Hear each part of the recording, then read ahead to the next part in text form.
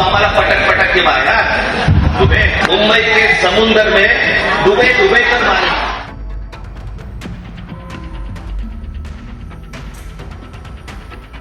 नमस्कार दोस्तों, मैं हूं प्रवीण सानी। मनसे प्रमुख राज ठाकरे ने बीजेपी सांसद निशिकांत दुबे को खुला चैलेंज दे दिया है और बदले में जिस तरह से निशिकांत दुबे ने जवाब दिया, लगा शायद डर गए होंगे। लेकिन डरना तो अब राज ठाकरे को चाहिए, क्योंकि उन पर नकेल कसने की तैयारी अब शुरू हो चुकी है। ये मत सोचिए सीएम फडणवीस उन्हें रगड़ेंगे या फिर केंद्र सरकार। नकेल कसने के लिए कोई और आ गया है। जिस हनक में राज ठाकरे रहते हैं, उस हनक को अब लोकतांत्रिक तरीके से तोड़ा जाएगा। इसकी शुरुआत हो चुकी है। मुझे ये बात समझ में नहीं आती इन राजनीतिक दलों के बारे में। भाई, आपको राजनीति करनी है कीजिए, वोट पाने के लिए झूठ बोलना है बोलिए, जुमले छोड़िए, लेकिन जनता के अधिकारों को हड़पने का कोशिश मत कीजिएगा। अरे भाई, उनको जो भाषा बोलनी आती है वो ही बोलेंगे ना, थोपी हुई भाषा थोड़ी ना बोलेंगे। एक तरफ मनसे प्रमुख राज ठाकरे कहते हैं हिंदी भाषा मराठियों के ऊपर थोपी जा रही है, महाराष्ट्र के स्कूलों में हिंदी भाषा थोपी जा रही है। चलिए, हम इस मामले में राज ठाकरे के साथ हैं। लेकिन ये क्या बात हुई, जो गैर मराठी हैं, मुंबई में हैं, महाराष्ट्र के अन्य शहरों में, वो ने मराठी बोलने के लिए मजबूर करेंगे। ये तो हनक हुई, ऐसा लगता है। महाराष्ट्र में सरकार से ऊपर भी राज ठाकरे खुद को समझने लगे हैं। राज ठाकरे का दावा है दोस्तों कि मराठी भाषा का 2,500 से 3,000 साल का इतिहास है। हमने पीएम मोदी से कहा था कि वो मराठी को अभिजात भाषा का दर्जा दें। इसके लिए कम से कम 1500 साल का इतिहास चाहिए, यानी हिंदी को अभिजात भाषा का दर्जा मिलने में अभी भी 1200 साल लगेंगे। हिंदी पूरे देश में किसी की मातृभाषा नहीं है, हिंदी मिलाकर बनाई गई है। एक 200 साल पुरानी भाषा है। हिंदी ने अब तक 250 से ज़्यादा भाषाओं को खा लिया है। चलो, ये भी मान लिया। सरकार से क्यों नहीं राज ठाकरे लड़ते हैं? जो रोजी रोटी के लिए संघर्ष करते हैं उन्हीं को अपना निशाना बनाते हैं। राज ठाकरे कहते हैं मैं हिंदू हूँ, लेकिन हिंदी मुझ पर थोपी नहीं जा सकती। सही भी है, नहीं थोपी जा सकती। यही बात तो दूसरे राज्यों से आए लोगों पर भी लागू होती है। उन पर क्यों राज ठाकरे मराठी थोप रहे हैं? अब देखिए इनकी हनक। ये कहते हैं महाराष्ट्र में किसी का अधिकार है तो वो है हमारा है। तुम्हारी सरकार लोकसभा और विधानसभा में रहेगी, हमारी सरकार रास्ते पर रहेगी। अगर किसी ने मराठी भाषा की इज्जत नहीं की तो उनके हम गाल और हाथ दोनों लाल कर देंगे। यहाँ जो गैर मराठी लोग रहते हैं उनको यही बोलूँगा कि जल्द से जल्द मराठी बोलना सीख लें। आप कहीं भी जाएं, चाहे रिक्शा, ऑफिस या दुकान, हमेशा मराठी में ही बात करिए। गजब की गुंडागर्दी है।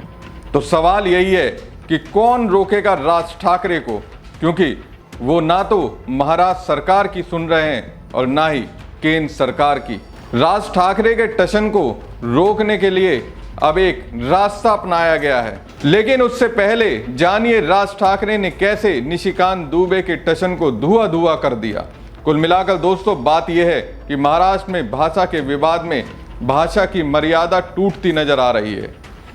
राज ठाकरे ने बीजेपी सांसद निशिकांत दुबे को चैलेंज किया है कि मुंबई आओ, समुंदर में डुबो डुबो कर मारेंगे। जी हाँ, डुबो डुबो कर निशिकांत दुबे को मुंबई आने पर राज ठाकरे मारेंगे। भारतीय जनता पक्षाचा एक खासदार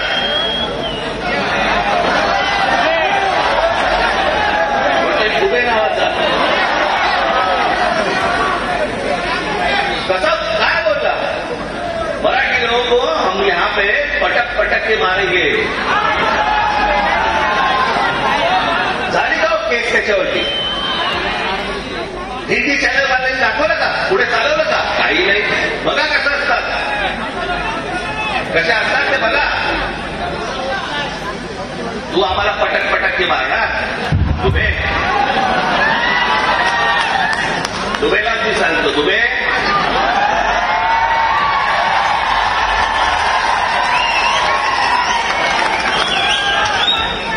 तुम मुंबई में आ जाओ।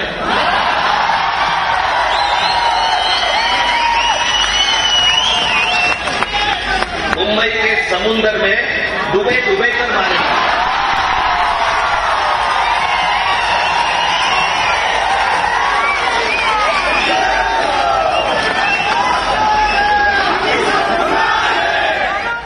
राज ठाकरे ने कहा कि एक भाजपा सांसद ने कहा था कि हम मराठी लोगों को यहां पर पटक पटक कर मारेंगे। मैं दुबे को बोलता हूं तुम मुंबई में आ जाओ, मुंबई के समंदर में तुम्हें डुबो डुबो कर मारेंगे। उन्होंने कहा कि अगर किसी ने यहां मराठी का अपमान किया तो उसके गाल और हमारे हाथ की यूती जरूर होकर रहेगी।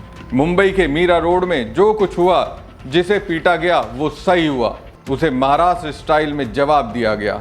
महाराष्ट्र में रह रहे हो, शांति से रहो, मराठी सीखो, हमारा तुमसे कोई झगड़ा नहीं है, लेकिन अगर मस्ती करोगे तो महाराष्ट्र स्टाइल में समझा दिया जाएगा।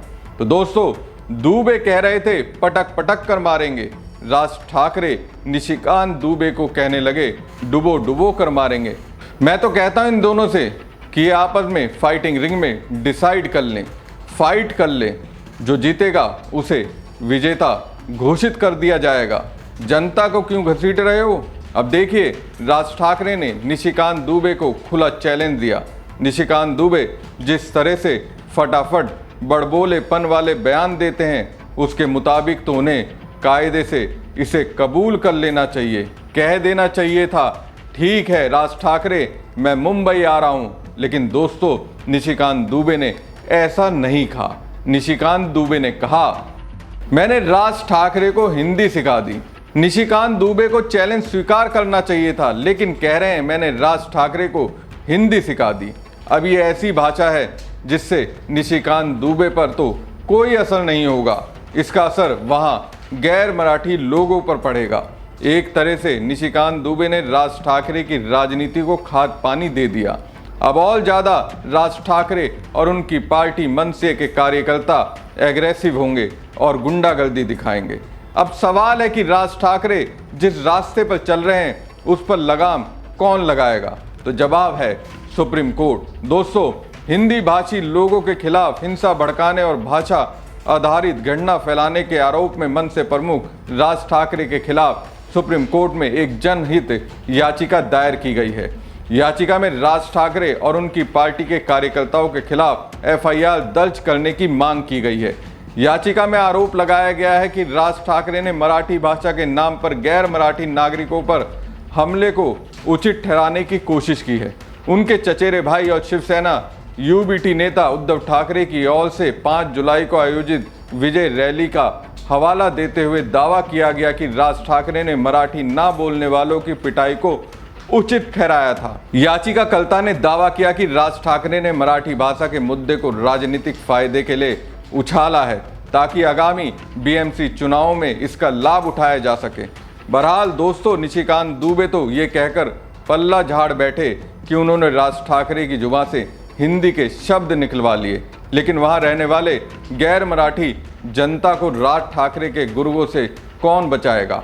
उम्मीद कीजिए सुप्रीम कोर्ट के चाबुक से राज ठाकरे की गर्म राजनीति ठंडी पड़ जाए। हमारी खबर आपको कैसी लगी कमेंट बॉक्स में कमेंट करके जरूर बताएं। साथ ही पेज को ज्यादा से ज्यादा लाइक और शेयर कीजिएगा। धन्यवाद। तू हमारा पटक पटक के मारा, मुंबई के समुंदर में डूबे डूबे कर मारे।